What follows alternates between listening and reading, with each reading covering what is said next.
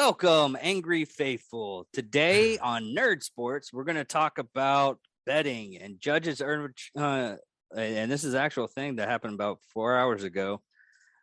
Judge overturns Florida law that allows online sports betting. And we're going to talk about the elephant in the room that Johnny has a new hat. Hey, you know what? Leave me alone. I'm trying to take this serious. You know, for once. No, I'm not. I'm joking. Anyways, no, a Florida federal judge has overturned Florida's sports betting deal with Somalia tribe. It was ruled that the sports betting plan was in violation of both the Florida state constitution and the federal Indian gambling law. United States District Judge Fried Rich. I'm reading that right. Fried Rich. Here, let me send you the link on. It's pronounced Fried Rich. Fried Rich. Is it really? It's like Fried Rich. It's spelled exactly like fried and rich. Right. But there's also a pitcher that plays for the Braves. His last name is Fried, and it's spelled fried. That's weird. Let me see here. United States District Judge Danby Friedrich is the one who ruled to stop the Seminole Tribe's online sports betting plan, which had launched on November 1st. Which, in my opinion, a lot of people there's like a fence on this thing, online betting, which we put out every week. The football, who's going to win on football, so people that actually bet, they can go out and place the bets and everything like that. Now on stuff like this, another thing they're trying to avert a lot of is like online betting, like and this has been a hassle since online betting started. Yeah, a lot of the online bettings, they had to go to different countries just so they could do the online betting for like sports and everything like that. Yeah, because you can bet in a different state that doesn't allow betting in Nevada now, but because of that, they're trying to as long as it's got the proper, I don't want to say oversights, because I'm you know me, I'm traditionally a small government kind of a guy. So I think they should be able to open that up, make it legal in all 50 states, and every transaction should be taxed at the at that gambling rate. So yeah, like when you win a jackpot, you have to fill out an I-9 or something like that. Yeah. Just go from there, and it should. That's it should be treated the anything same more than like $10,000.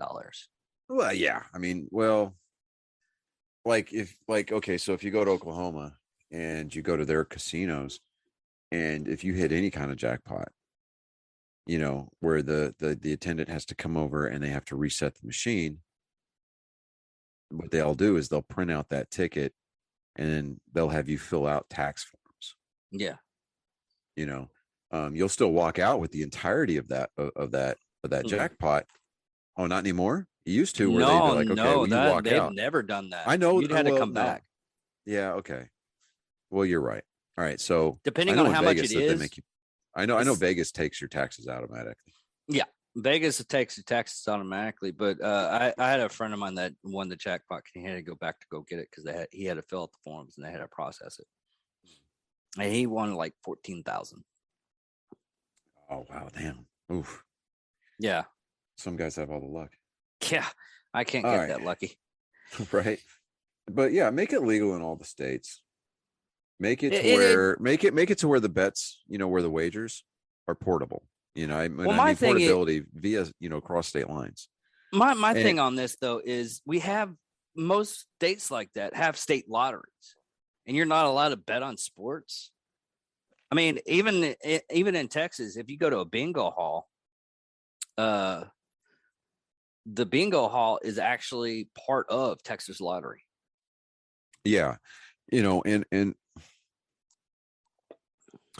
I think some of that might have to do with that whole, and I don't want to call it an antiquated thing, but it's the Bible Belt, where if you live in the Bible Belt, yeah, you could go to the adult store, but you can't get adult novelty items mail ordered to your home. Yeah, you can. No, like Tennessee, absolutely can't. Oh, okay. I thought you You were know, talking about Texas but because it's I like, know oh lots well, of people. that's sinful. That's against the Bible. It's of the devil. Oh, Well, you really didn't see my memes. but what I'm saying is that, well, they'll tell you that they can't mail you a catalog for Adam and Eve if you live in the state of Tennessee. But you go down the highway and you visit one of the world's largest adult bookstores. That's all right. And while you're there, Isn't why Noah's don't you Ark get in some Tennessee? lottery tickets, some scratch off games? Yes, I saw that one. I did see that one. That's a big praise for the Lord. Moving on to baseball now. It's if anybody's watching, I'll send it. I'll send it to Maria because I didn't post it. I don't think I posted it on. No, I did. I did put it up, and she did Put it on the comment on page. it. Yeah, I Yes. did put it on the Yes, she said, page. wow. So there's a big contract that got signed. Well, big contract extension that got signed today out of Tampa Bay. The rookie who set the baseball world on fire last year, Wander Franco, didn't play a full 162 game season. He played 70 games last year. 70. Yeah, did he pull that one out? Well, because he was like a mid-season call-up kind of a thing. Anyway, Okay, he didn't play a regular 62 season, but he played the 70. no, 172 games. Oh, okay. I mean, 162 games. Okay. Now, he agreed to, let me get the actual numbers here. He is now, he's 20 years old. Okay. He played 70 games. Today, he and the Tampa Bay Rays came to an agreement for an 11-year contract extension that includes a 12th year club option. The deal is guaranteed at $182 million and can max out at 223 with the option and award escalators. So like if he bats like a certain batting average over the course of a single season, if he gets so many plate appearances, if he makes it to the playoffs, and if he hits a certain amount of home runs or gets a certain, I mean, they're all performance based bonuses, right? But I mean, and there's even like $3 million bonuses for top 5 finishes in the MVP voting every year. Now, what makes this? I mean, that's the largest contract extension. I mean, one of the largest contract extensions in Major League history. Yeah, he was a number 1 prospect for 2 years, and yeah, I mean, the guy lived up to the hype because this dude's on base percentage was unreal last year. Granted, yeah, he played in 70 games, but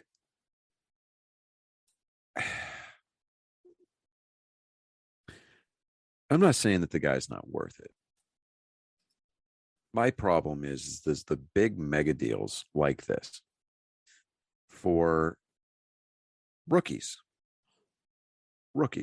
Okay. They haven't paid their dues on the major league level yet. Yeah, he did all these things. He stole bases, hit home runs, he got on base like almost every game.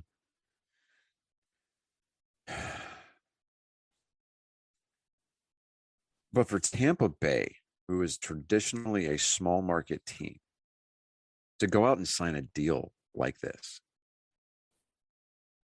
is certifiably insane because one, who do you think is going to get who do you think the ownership group that signed that contract and that agreed to pay that money, where do you think they're going to get it? Fans.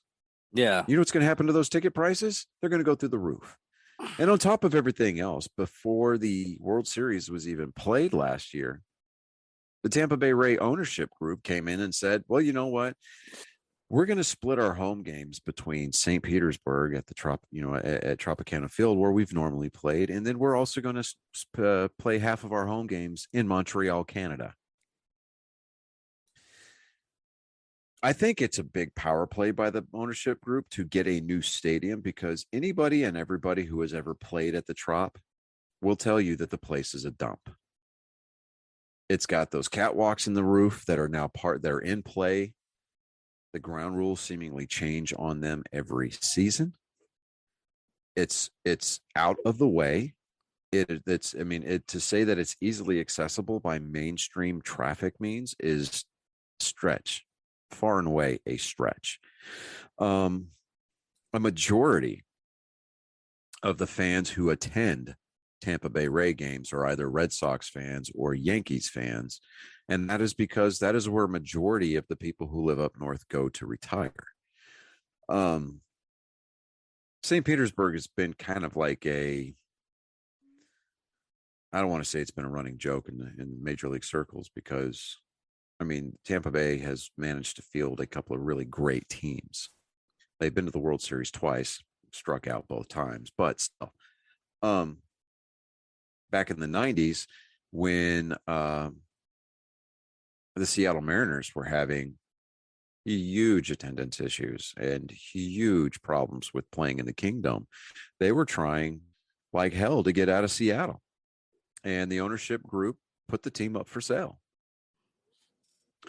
And then a buyer group that was headed by Nintendo of America came in and bought the Mariners at the 11th hour, and they kept the Mariners in Seattle, but they were threatening to move to St. Petersburg. St. Petersburg was like, look, we will build you a brand new stadium, and you can move down here, and it'll be indoor, just like you're playing now, but it'll be a better facility, which comparatively speaking, Tropicana Field is a better stadium than the Kingdome was, but not by much.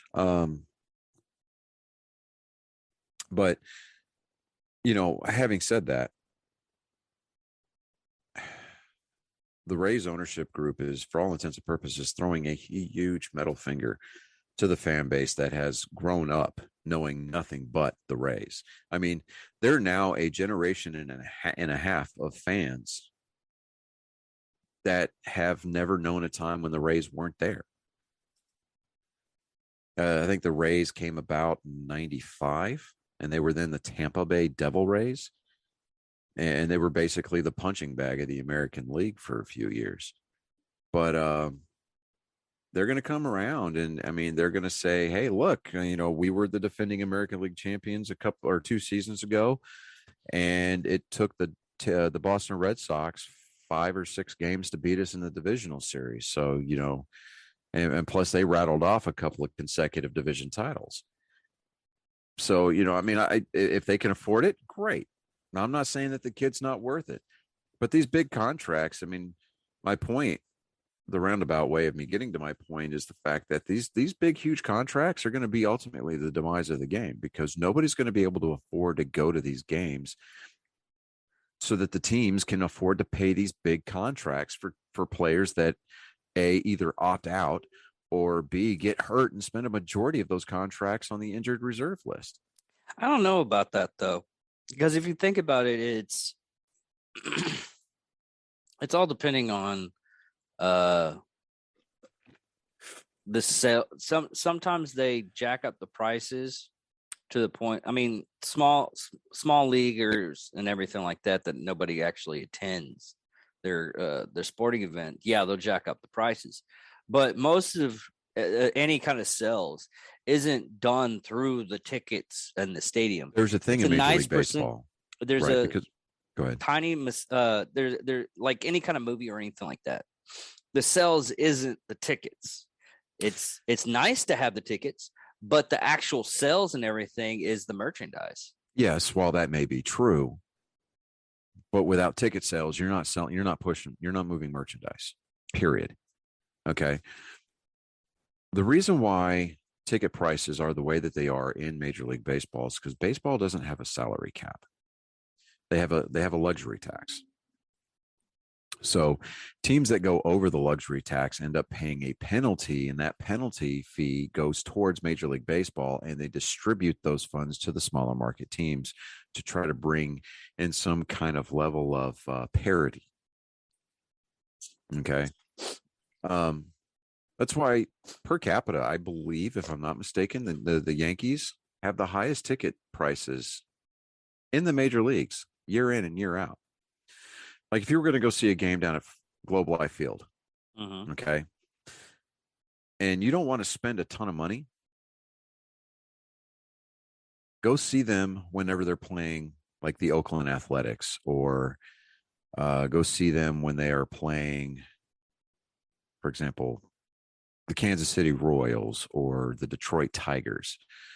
And I'm just going to call them what they are, but the Cleveland Indians. I know they want to be called the Guardians now, but whatever. Okay. Don't see them whenever a big market team comes in there, like, for example, Anaheim or Boston or New York, either one of the New York teams when they're doing interleague play. If the Mets come to town, you're going to pay the same amount of price markup on your tickets as you would if the Yankees were there. And the reason why that is because with these bigger market teams that have the larger fan bases, the visiting team gets a portion of those ticket sales. I was about to ask that. Yeah. So, it's all about revenue sharing. Okay. I don't like the model. I think that baseball absolutely deserves and it's high time that they get a salary cap. I mean, I really do. I really believe that they should have a salary cap.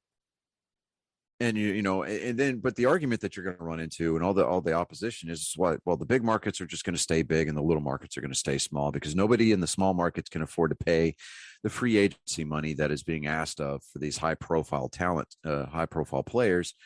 They're all going to go stay with the big market teams, and it's just going to be a larger case of the haves and have-nots. And so, I mean, with the collective bargaining agreement coming up for renewal, there's got to be something that can be said. So, I mean, eventually at some point in our future, before you and I are both called home to go sit at the right hand of the Lord, I honestly believe that we will see a day where baseball has a salary cap. And I think it will be for the betterment has salary caps, right? Football does. Well, football does. Does basketball? I believe basketball does. I also believe that the NHL does. Okay, so yeah, baseball is one of the few remaining major league sports that does not have a salary cap. That is so weird.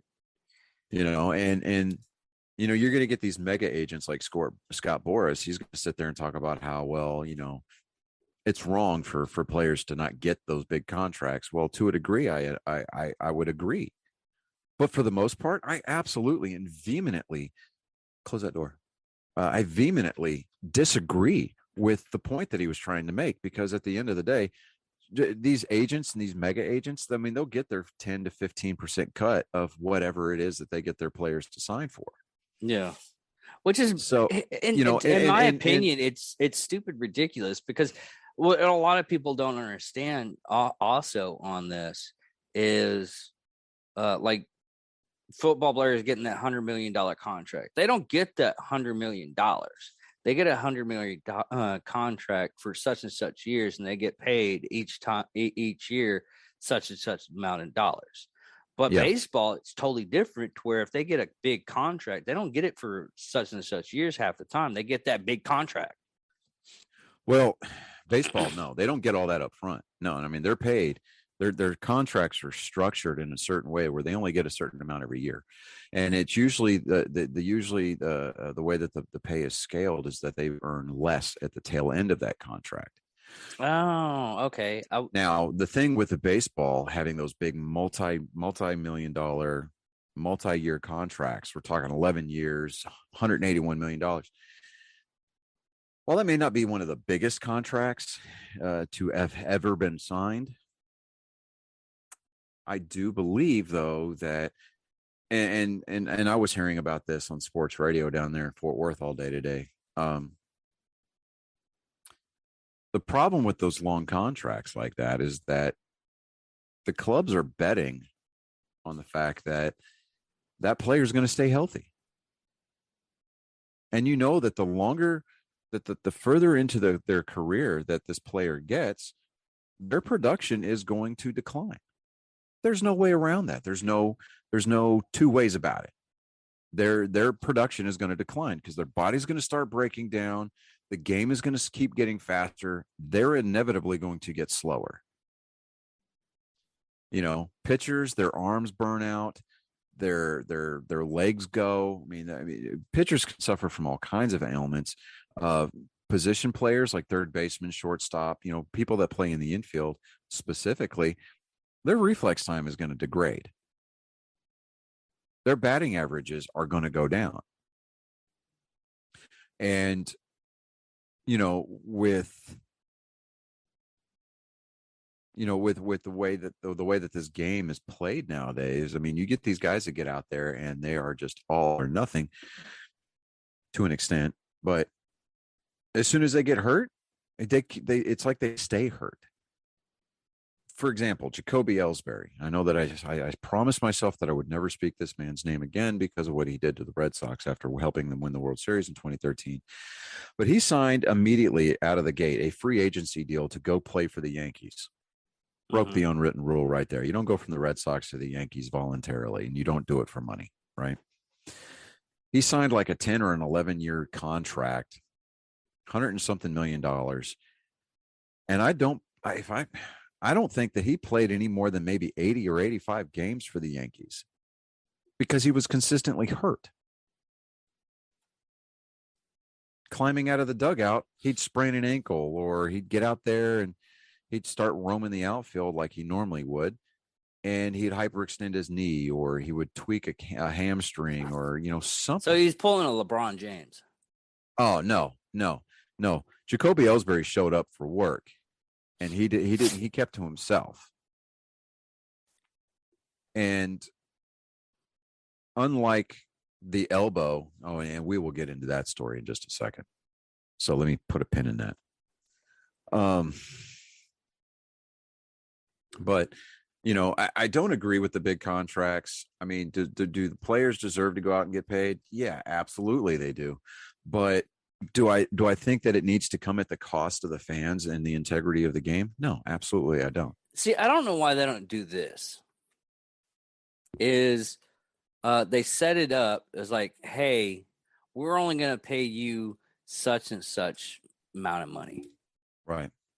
And you can agree for this extra money where we're going to get you a lot of endorsement deals that pays like hundreds and hundreds and hundreds times. See, it's better. not up to the teams to get those players' endorsements. That's up to the agent and the individual player. No, I understand those are all performance-based endorsements. I know, but okay. See where but I'm coming endorsements here, are something completely separate. It would be like, okay, so it's like you're at work doing one job, okay, but because somebody saw something in you that they liked while you were doing that job, they want you to pimp their product. Yeah. Okay.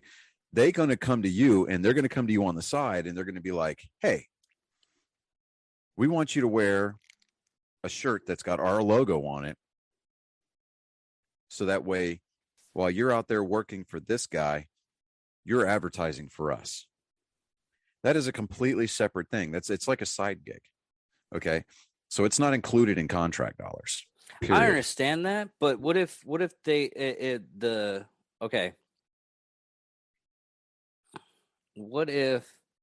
got something added to do that?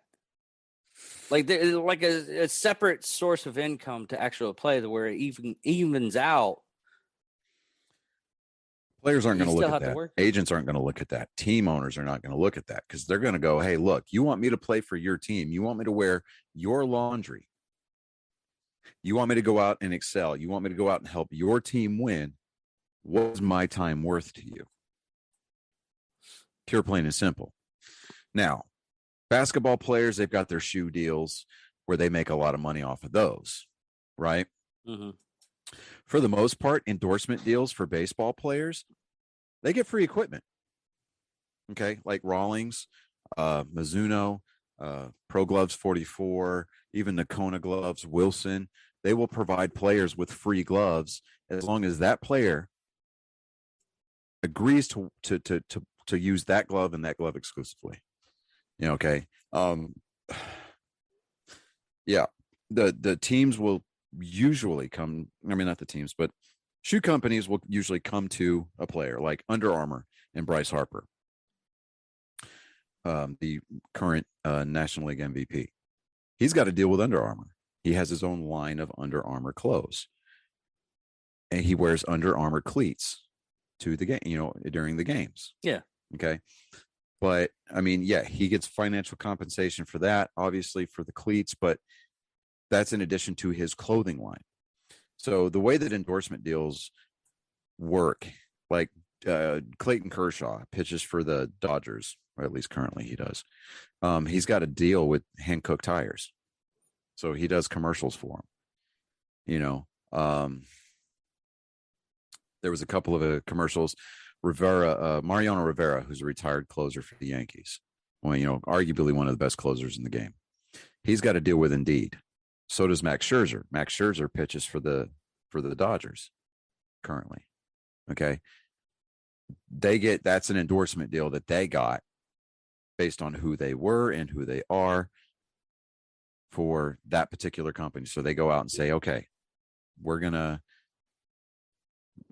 pay you to do these commercials, yada, yada, yada. Okay. So they're not out there wearing shit that says Indeed on it. They're out there making commercials. Okay. NASCAR drivers, the sponsors that are on their cars, those drivers are obligated to go and do appearances and commercials and radio spots and, stuff like that for the sponsors of their race team. Okay.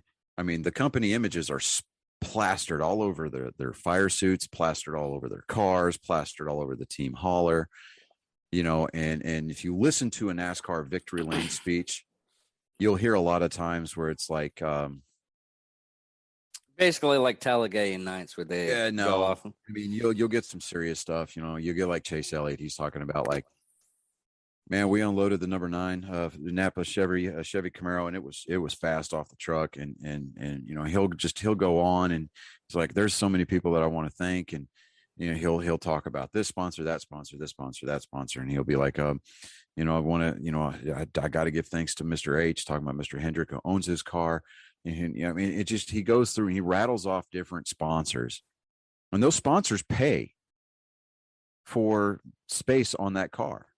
Those sponsors pay for that driver to give their company a shout out at any point before or after the race is over.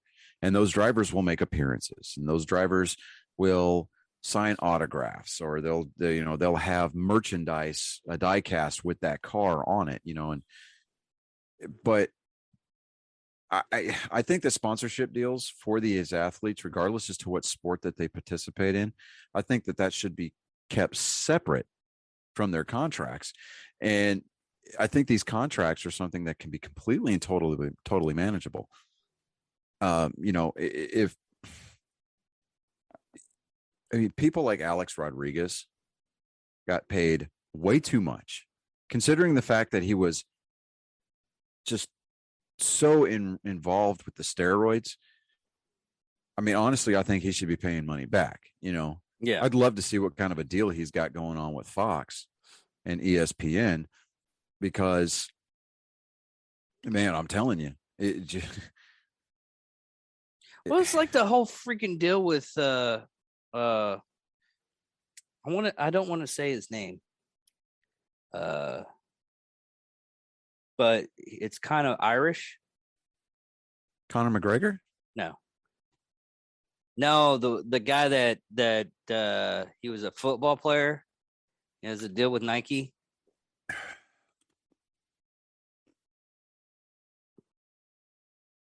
He has a fro. Hold on. Yeah. You got it now. Huh? You got it now? No. Hold on.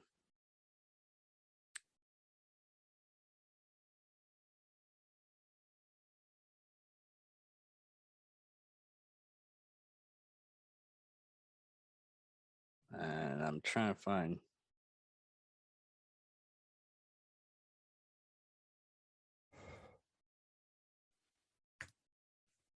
I just don't want to say his name because he doesn't really do that much.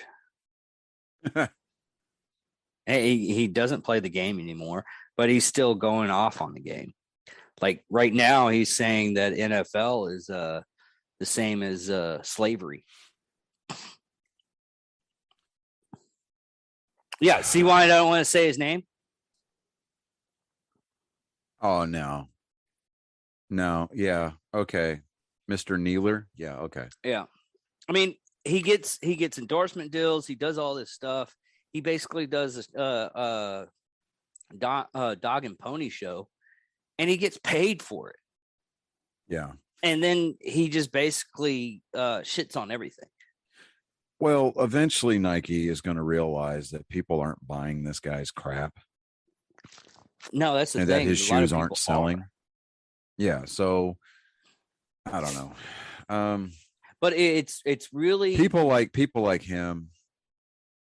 They had their moment, they wasted it, and now they want to be as big of a thorn as in everybody's side as humanly possible.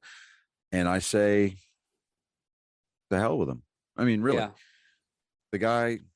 I'm not saying he wasn't without talent, but he let himself get radicalized and decided to take a stand that was not popular, and it never will be.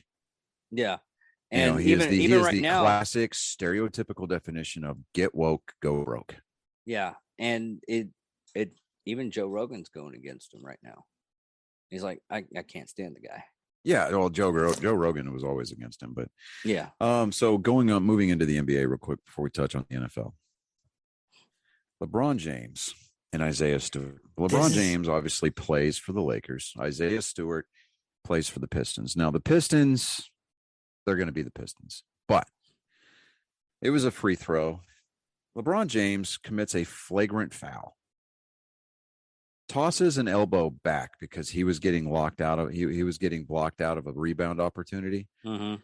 So he throws an elbow, catches Isaiah Stewart by the in the eye.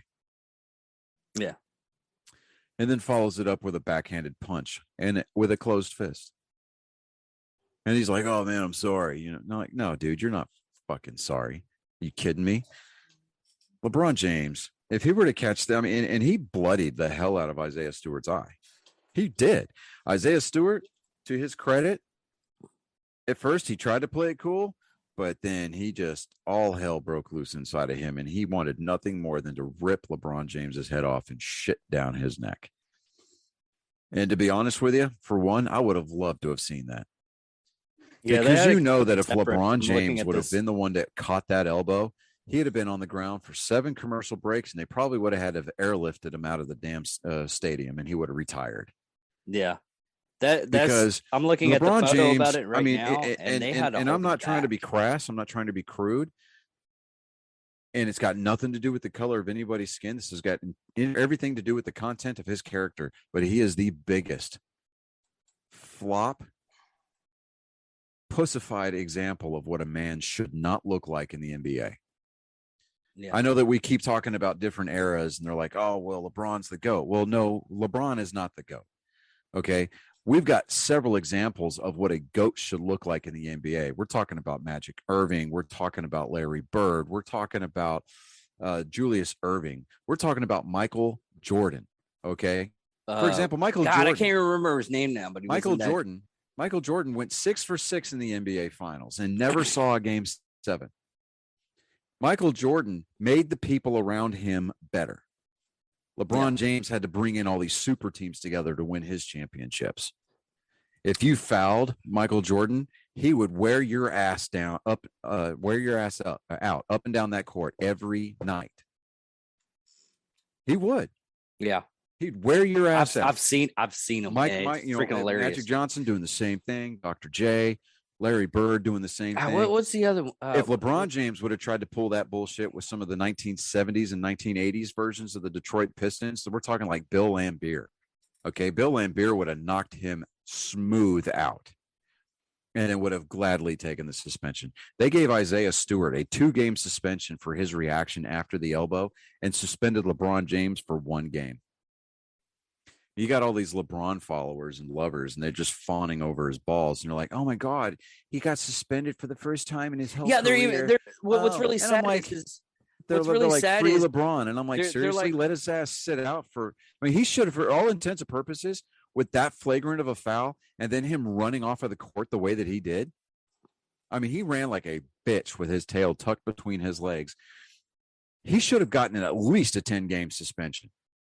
No, what's even because the front office of the NBA, and I don't mean to cut you off, man, but the front office of the NBA missed out on a golden opportunity to really rein in LeBron James's attitude, because he thinks, oh, well, because I'm the golden child, I wear Michael Jordan's number, not with the Lakers, but you know, he's like, oh, I'm King James. You can't, like, dude, you take those you take those shoes off, you take that uniform off, and you start walking around.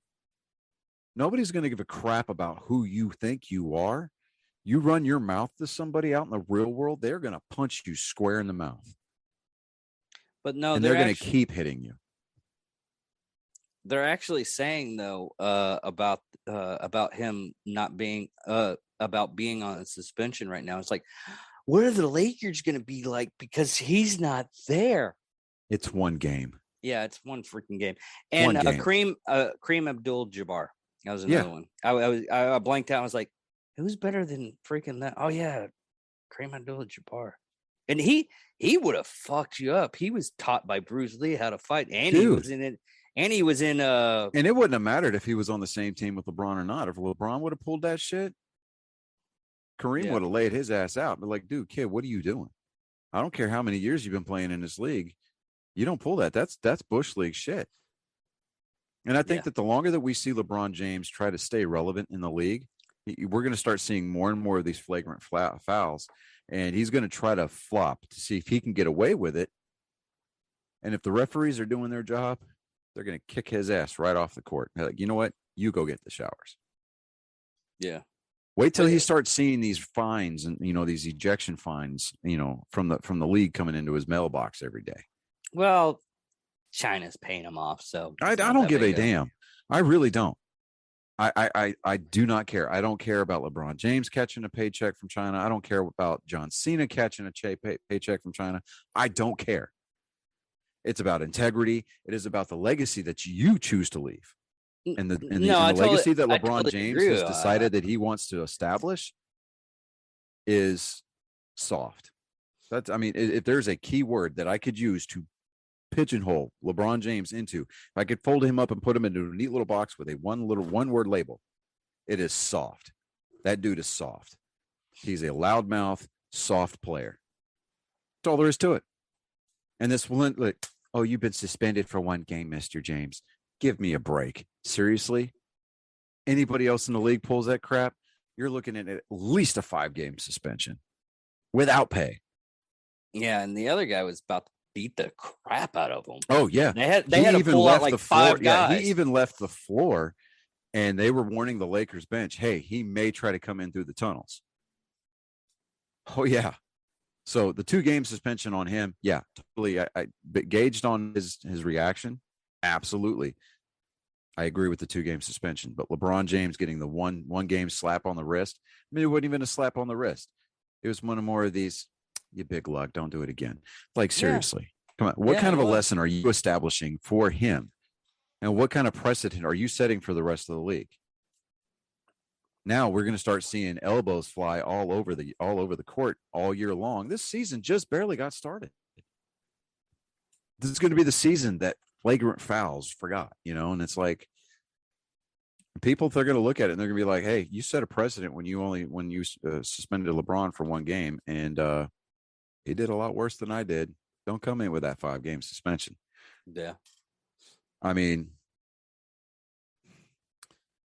did they LeBron got away with it. He got away with 1. And I'll tell you what, the next time that they play Detroit, he is a marked man. Oh, yeah. I mean, Isaiah Stewart, I have no doubt he will take gladly a 10 or 15 game suspension if he takes LeBron and snaps an ACL. I kind of want to watch that game just for that. Yeah, I mean, I want to see It's like that. I was like, are we watching? You told me you're No, going to watch it's not going to be a punch. Nope, It's not going to be a gonna punch. watch He's the going to try. NBA. He's going to do something slick. Watch. He's going to run a pick on LeBron, and he's going to do something. He's going to turn LeBron's ankle or something like that. Now LeBron's going to sell it. He's going to be like, and he's going to have to get stretchered off the court, and he's going to be out for 10 to 15 games. Like, hon, my body's breaking down. I'm not healing the way that I used to. Like, well, for starters, everybody treated you like royalty when you came into the league out of high school. So I don't want to hear about how your body's breaking down and not healing the way that it used to. Dude, you're not even fucking 40 years old yet. So don't come at me with that garbage. I mean, seriously. But anyway, NFL. so before I get too far off into the weeds, let's just go ahead and get into NFL. We've got some games coming up tomorrow. For our Thanksgiving Day games. Let me get in here to my notepads. So How many games do they play on Thanksgiving? Just 2, I believe. I'll double check. I thought it was just 1, but it was just usually the Cowboys playing right, somebody. But come on, here we go. All right, what is going on with? Okay. All right.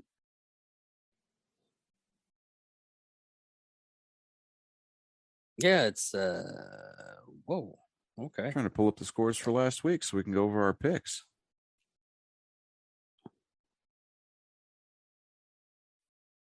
Okay, it's Raiders and Cowboys. Yeah, I know. I'm trying Bills to get there, and Saints, and that's it. No, it's a triple header. Yeah, I think the the Bears and the Packers. No, it's Lions.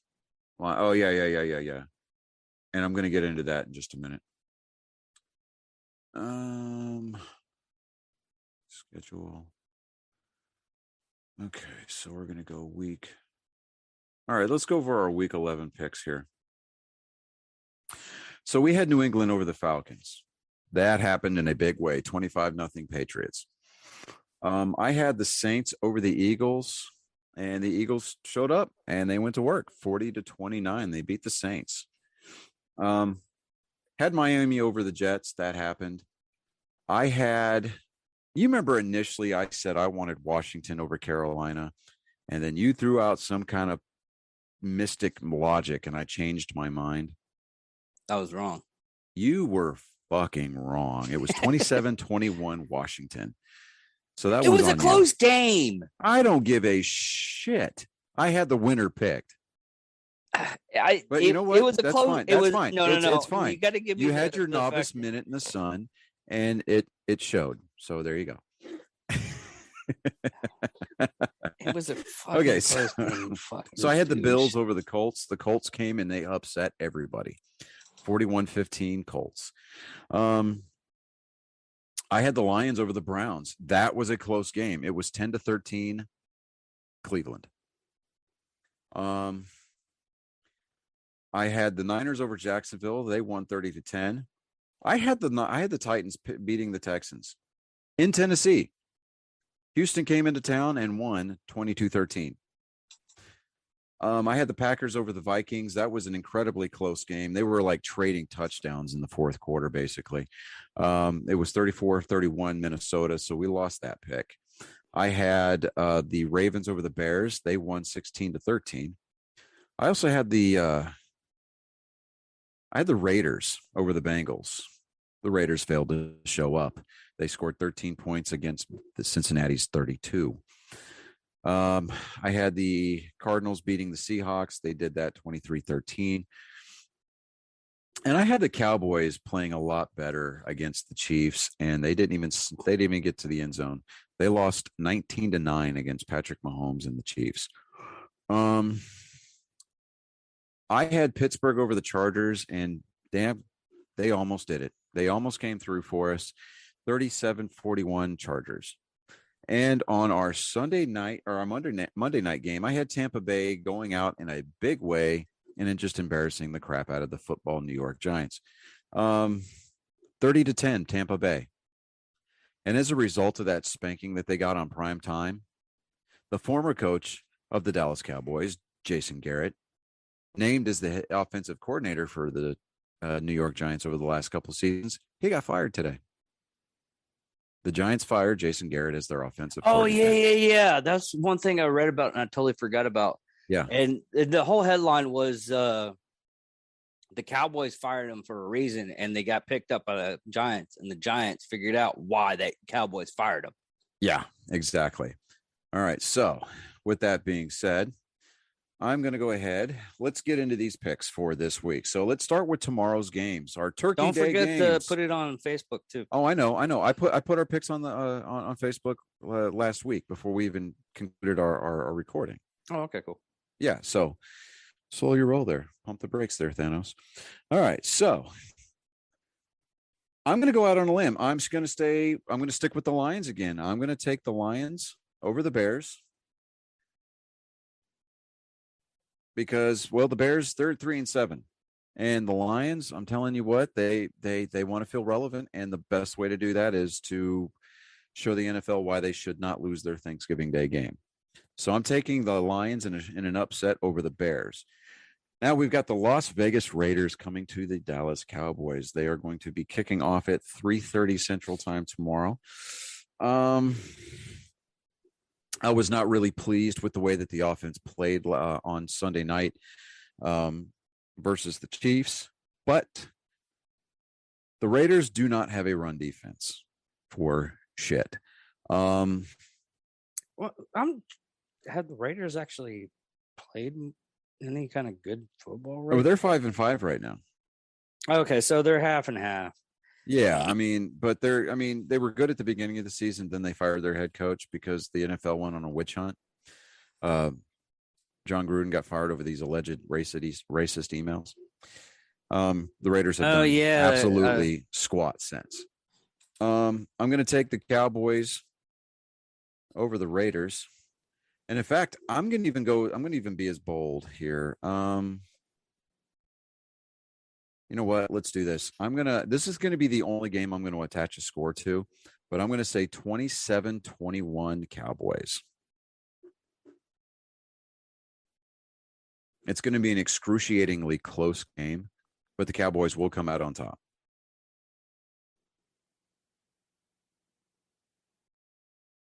There's a big joke in there. It's not going to be a choke. No, it's not going to be a choke. I don't want to go on record too often saying this, but I believe in the Cowboys this week. I know I say that as a Red Sox fan. I should be used to getting my nuts stomped in, but no, I think the Cowboys are going to pull it out over the Raiders. They're going to do what they can to try to right the ship as much as humanly possible. They're going to better their market to 8-3. And the Raiders are going to fall below 500, and they're going to become a 5-6 team. I just think that it's going to be a 6-point game, and I'm going 27-21. Okay. Now our last game of the night, it's going to be the Thursday night game, 7:20 kickoff. The Buffalo Bills at the New Orleans Saints. I think. Detroit Lions and the Bears going to play then. Oh, the Bears are playing the Lions, and I'm picking the Lions to beat them. I know, but when is that game is at 11:30. That's the early game. Oh, okay. Yeah, that's one of the bright sides of playing Detroit on Thanksgiving Day is that she'll be home in time for dinner. Yeah. But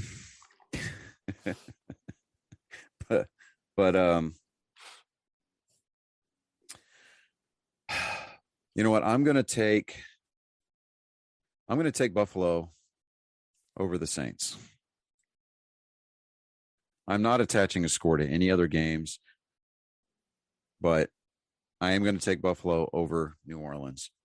So now let us move over to the Sunday games.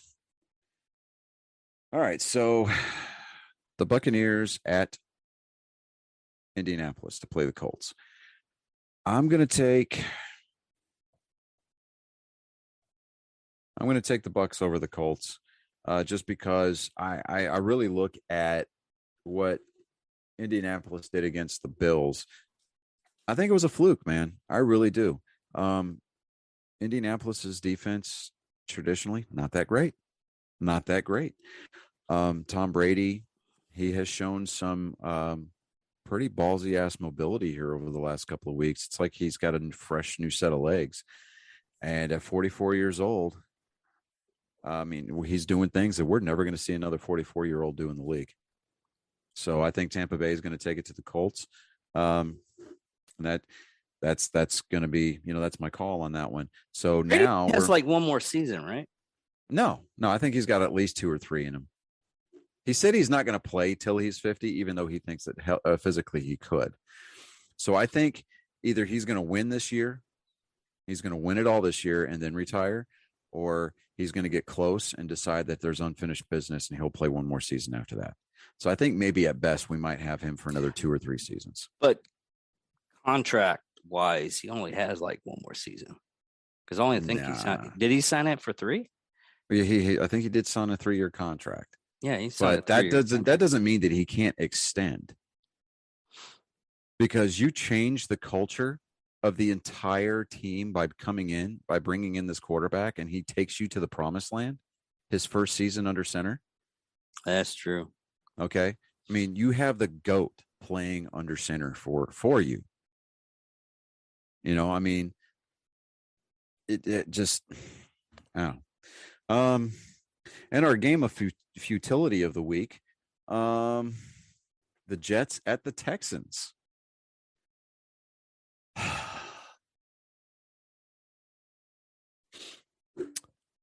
Reluctantly, I think I'm going to take Houston over the Jets. Jets, you suck. Okay. All right. Philadelphia at New York. I think the Eagles are going to improve to 500. They're going to improve to 6-6 this week. So I'm going to take the Eagles over the Giants. Next, we've got Carolina at Miami. Miami's won 3 in a row. But Carolina, for whatever reason, thinks that they've got some kind of fountain of youth when they re-signed Cam Newton. I'll take Carolina over the Fish, i.e. the Dolphins. But I think if you look at it, it's probably just a lot of drugs. Have you seen the way he dresses? Yeah, probably. It might. I might be right. Oh, you're wrong. Or no, wait. You're out of line, but you're not wrong. All right. Next, we've got the Titans visiting New England.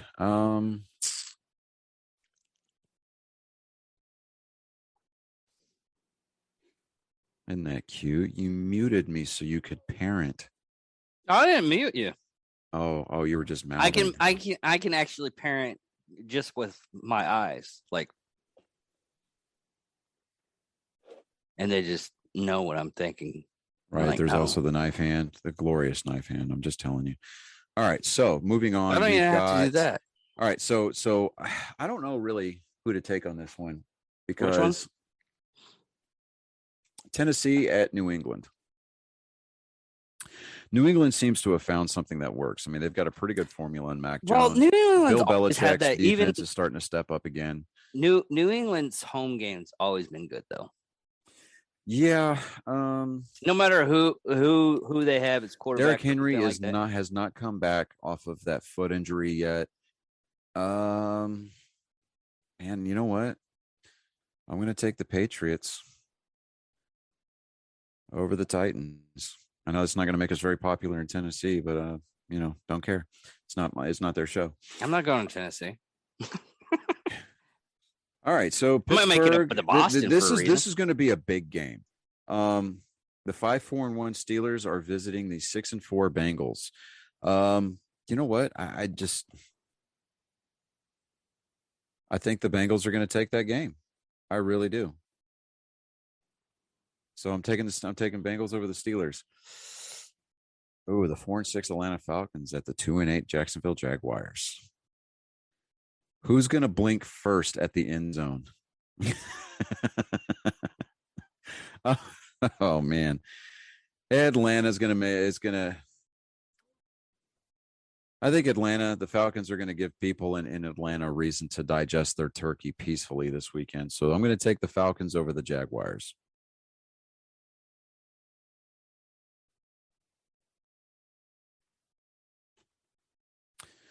Okay. Now, right now we've got the Chargers at the Broncos. The Chargers were barely able to squeak that out against the Steelers. Broncos are feeling a little bit feisty. So I say Denver over the Lightning Bolts. Here we go. All right. The Los Angeles Rams. Yep. The Los Angeles Rams. Look at you. You're learning stuff. I'm almost proud of you. All right. So we've got the LA Rams at the Green Bay Packers. This one is without introduction, without explanation. I'm taking Packers over the Rams. I could see because Matthew Stafford, the quarterback for the Rams, he's going to revisit Lambeau Field, site of one of his most famous gaffes, the butt fumble. If you look up the footage of the butt fumble on YouTube, I'm doing that right now because that's pretty. Yeah, I think the ghost of the butt fumble is going to come back and haunt him when he visits the frozen tundra. Okay, next on our list is going to be the 5-5 Vikings at the San Francisco 49ers. 6 years ago. Yep. All right. I'm going to take the Niners. Pays attention to this. I'm going to take the Niners over the Vikings. 2 more games. We've got our Sunday night game, which is Cleveland at my God. Baltimore. I'm going to take the Ravens over the Browns. Dude, that is so fucking hilarious. Yeah, I'm going to take the Ravens over the Browns on that one because the Ravens are playing at home. Yeah, they've got their backup quarterback. Lamar Jackson is supposed to be practicing this week, so he might be ready to go. And finally, our Monday night game, and you will not sway my decision on this one. It is the Seattle Seahawks at Washington. I am taking the Washington football team over the Seattle Seahawks. I would. Seattle Seahawks haven't really been playing that well this year. So that is our week 12 picks, man. We've got 4 weeks left in the regular season before the playoffs start. Ain't that something? God, man, that is so weird. And for some other reason, the NFL has always gone fast for me. Even though it does technically, it starts off in like August. You got August, September, October, November, December, a little bit in January. That's the playoffs, and then at the end of January is the actual big game. So you got 5 months. Yeah, something like that. Yeah.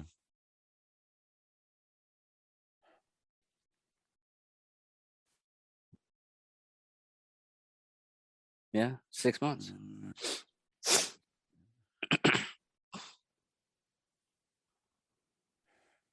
So, anyways, let's go. I don't have picks for Cyclones and Sociopaths. We got a day for things. I've got one here. Let me get. Did someone give you a pick for Cyclones and Sociopaths? This is something that I saw on TikTok. All right, so your week 12 NFL picks. And then I've got to put the emoji. Oh, let me see here. Where is it at? Oh, there we go. Double barrel that action for you. I put the angry salute. Oh, okay. And we're going to post. All right. So on the Angry Me Production Facebook page, which is Angry Me Production at facebook.com, we have our week 12 picks posted just now. Yours truly, Johnny Skelton. Okay. So, Makes me all proud that you learned how to type. oh, shucks. All right. So let me see here.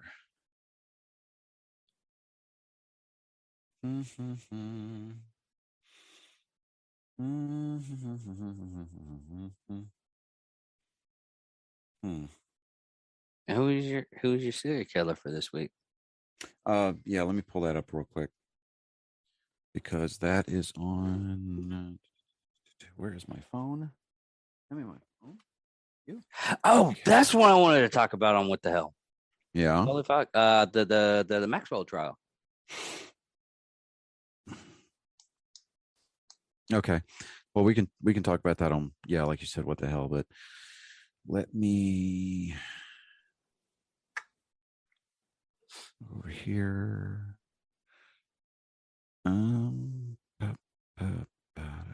right, hold on. I saw it today and I was like, oh yeah, that sounds really cool. Um,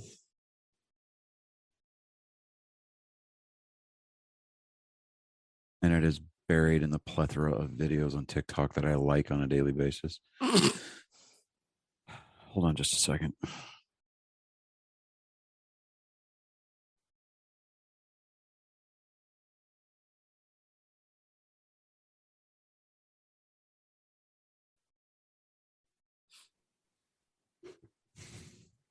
Or how many freaking videos on TikTok that I share on a daily basis.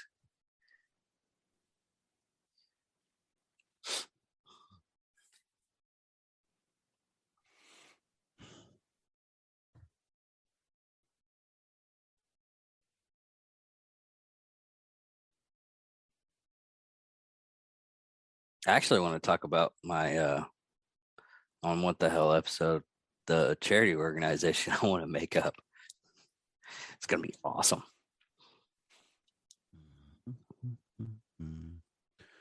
Hold on, I'm trying to get this one here. While Johnny finds that, what we're gonna do now is we're gonna look up my search history. Yes, scary site.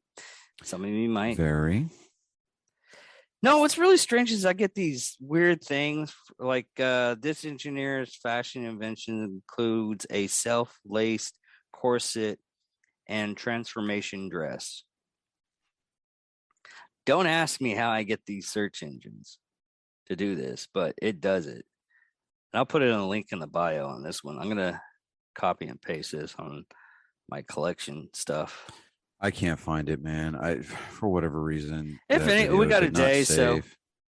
Yeah, we've got a day. So what I'll do is I will find. And you did Charles Manson while I was gone. yeah, me and Dad did it. Yeah, I'm not gonna lie. I didn't watch that episode because I'm like, you know, kind of jealous, you know. But anyway, so yeah, I didn't get to watching that episode. So I do apologize. Yeah. Why didn't that copy and paste? No.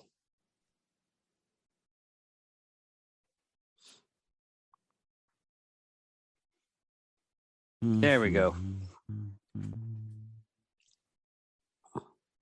But fucking hell.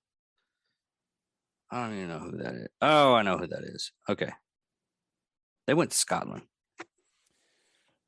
Okay, so I think this is the one that I was. We're gonna have to do also. Hopefully, we can get everybody next week. We can get Tasha Coots on the show and talk about Kurtz? military. Kurt, is it Kurtz? Kurtz, yeah, Mike Kurtz, Okay. Tasha Kurtz, yes, Get her on the show about females in the military. yeah. Elizabeth Bathory or Bathory, Countess Elizabeth Bathory d'Assett. She's Hungarian. Born 7th of August 1560, died 21 August 1614, died 54 years old. She had around 80 confirmed victims and up to 650 alleged victims. Well, we can get on that on Psychos and Sociopaths. But this is Nerd Sports, everybody. We'll give you the angry salute. And bring yours down. No, bring yours down because I didn't see. There you go. I mean, it's like like all good pictures are ruined by the blank adapter. That's what the top of the screen is for us. So there you go. All right. Yeah, give us a hold on, I got to think about the orientation of the screen. Give us a like, get the notification bell, subscribe to our channel. You're gonna have to move my arm. For me, it's right over here. Oh yeah, you're right. Well, whatever. The like. Anyway, hit the big shiny red button on YouTube. Follow us on Instagram, Facebook. I'm in the process of revamping our Twitter account again. I don't know how that happened. Dude, I don't know, but I'm about to change the damn password. Anyways. It won't help. Anyway, so yeah, give us a follow on all of our social media. Hey, look, I didn't even look to see what our count is this week. We're still at 60. Are we still at 60? But we have a couple more likes on the Facebook page, so.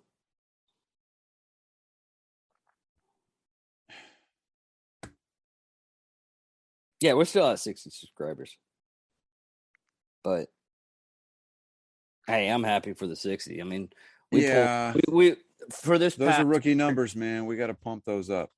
Yeah, they're rookie numbers, but for the past year, we've actually gone up a lot compared to, I mean, we had like 10 subscribers when I first started out, and now we're up to 60. I mean, what I really like about this though is since we actually I did the numbers, I crunched the numbers on because it's different for each show. Yeah. One we might get 6, another one we might get 5, and another one. But if you look at it in a whole, we get probably about. I mean, we got enough for YouTube what's funny Live now.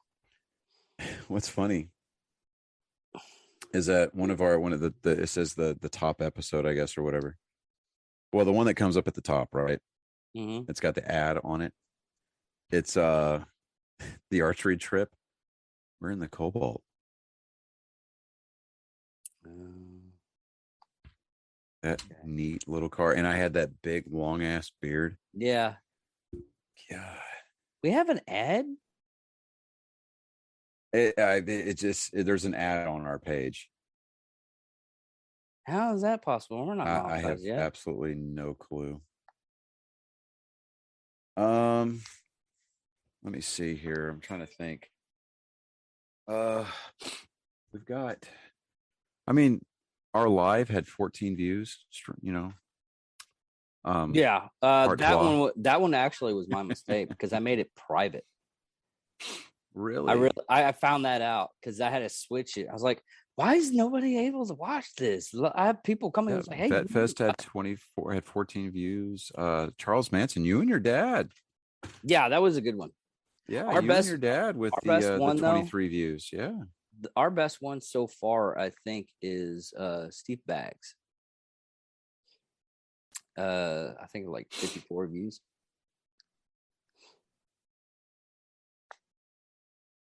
I'm looking here. I'm looking. But anyways, we can actually stop this, and the Menendez brothers had 34 views. Hey, yeah. Oh, actually, it was no, the revisited episode had 34 views. The original episode had 70. Yeah. Johnny. Yeah.